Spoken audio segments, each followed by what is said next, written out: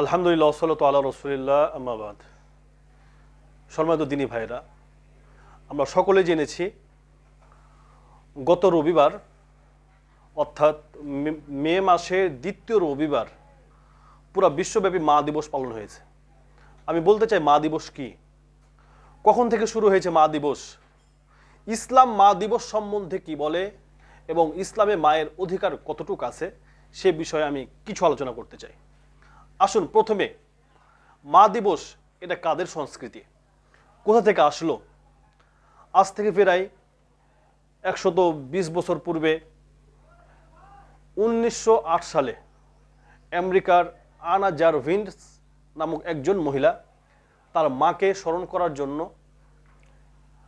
সেই মা দিবস উদযাপন করে আনুষ্ঠানিকভাবে। পরবর্তীতে 1914 সালে উডরো উইলসন নামক যে আমেরিকার প্রেসিডেন্ট হয় তিনি সেটাকে স্বীকৃতি দেয় এবং আন্তর্জাতিকভাবে মা দিবস উদযাপন করা হয়। বাংলাদেশে এটা ধারাবাহিক সেই দৃষ্টিকার্যার খ্রিস্টানদের, ইহুদি খ্রিস্টানদের দৃষ্টিকার্যার বাংলাদেশে আসছে প্রায় 2000 সাল থেকে। তা আসুন ইসলাম কি বলে। রাসূল কারীম সাল্লাল্লাহু আলাইহি ওয়াসাল্লাম বলেন, মান তাশাব্বাহা বিকওমিন ফাহুয়া মিনহুম, যে জাতি যার অনুসরণ করবে তার হাসর নাসর তার সাথে হবে। ইসলামে মার অধিকার কতটুকু আছে?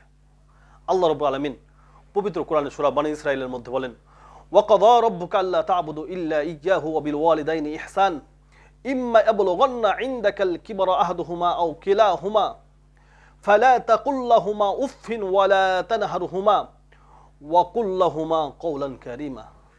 আল্লাহ রাব্বুল আলামিন বলেন, আমি তোমাদের পালনকর্তা, তোমাদেরকে আদেশ দিয়েছি আমি ছাড়া অন্য কারো ইবাদত করা যাবে না। তারপরে মা বাবার সাথে ভালো আচরণ করতে হবে তোমাদের, এবং তোমাদের জীবন দশায় মা অথবা বাবা যদি বার্ধক্যে যদি উপনীত হয়ে যায় তাহলে তাদেরকে বিরক্ত হয়ে উফ শব্দটা বলিও না, তাদেরকে ধমক দিও না, তাদের সাথে কথা বলো, নম্রতার স্বরে কথা বলো। ইসলাম, আল্লাহ রাব্বুল আলামিন ইসলামের পবিত্র কোরআনের পবিত্র বিধান, ইসলামের যে গ্রন্থ আল কোরআনের মধ্যে আল্লাহ রাব্বুল আলামিন আল্লাহর ইবাদতের পরে যার কথা বলেছেন সেটা হলো মা বাবার সাথে ভালো আচরণ কথা বলেছেন। এছাড়াও অন্য হাদিসে রাসূল কারীম সাল্লাল্লাহু আলাইহি ওয়াসাল্লাম বলেন, হাদিসের মধ্যে একজন সাহাবী জিজ্ঞাসা করলেন, হে আল্লাহর রাসূল, আমার কাছে সব চাইতে উত্তম ব্যবহার পাওয়ার উপযুক্ত কে? এই হাদিসটি আবু হুরায়রা রাদিয়াল্লাহু তাআলা বর্ণনা করেন। রাসূল কারীম সাল্লাল্লাহু আলাইহি ওয়াসাল্লাম বললেন, তুমি তোমার মার খেদমত করো।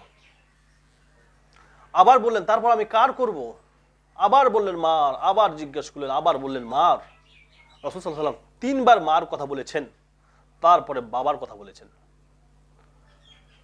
একজন সাহাবী জিজ্ঞাসা করতেছেন, আইয়ু আমাল ওয়াহাব্বু ইলাল্লাহ, হে আল্লাহর নবী, আল্লাহর কাছে সব চাইতে পছন্দনীয় আমল কোনটা? রাসূল কারীম সাল্লাল্লাহু আলাইহি ওয়াসাল্লাম বললেন, আস-সালাতু আলা ওয়াক্তিহা, সময় মতো সালাত আদায় করা আল্লাহর কাছে সব চাইতে পছন্দনীয় আমল। 2 নম্বর আবার জিজ্ঞাসা করলেন, তারপরে সব চাইতে পছন্দনীয় আমল কোনটি?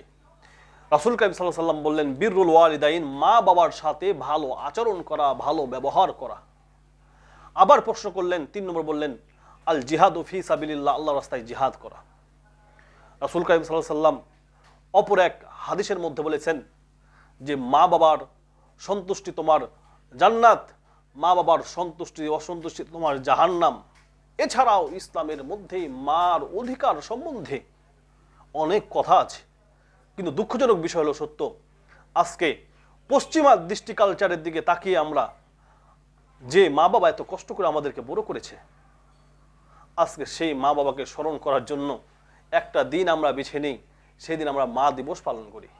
আমাদের কষ্ট লাগে, আমরা মুসলমান জাতি, আমাদের মুসলমান ভাইয়েরাও আজকে মা দিবস পালনের নামে অনেক নেককার মা বাবার ছবি, মার ছবি, যাদের পর্দা করা ফরজ ছিল, যাদের যে সমস্ত মায়েরা কোনোদিন মিডিয়ার সামনে কোনোদিন কথা বলে নাই, কোনো পরপুরুষ তাদের চেহারা দেখে নাই।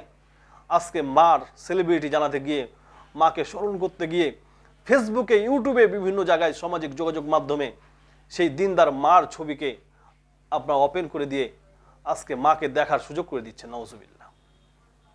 আপনি কি জানেন আপনার মা কোনোদিন কোনো পরপুরুষের কাছে যায় না? আজকে বেধর্মীদের কালচারের কাছে আমরা হেরে গেছি। আমরা ভুলে গেছি আমাদের ইসলাম কি বলেন মা বাবার সম্পর্কে। আজকে এই ইসলামের বিধিবিধান যদি আমরা ফলো করি, রাসূল সাল্লাল্লাহু আলাইহি সাল্লামের আদর্শ যদি আমরা মেনে চলি, তাহলে কোনোদিন এই মুসলিম দেশে বৃদ্ধাশ্রম হবে না, কোনোদিন মা বাবা লাঞ্ছিত হবে না। আল্লাহ রাব্বুল আলামিন আমাদের সকলকে মা বাবার খেদমত করে, মা বাবার সন্তুষ্টি অর্জন করে জান্নাত হাসিল করার তৌফিক দান করেন।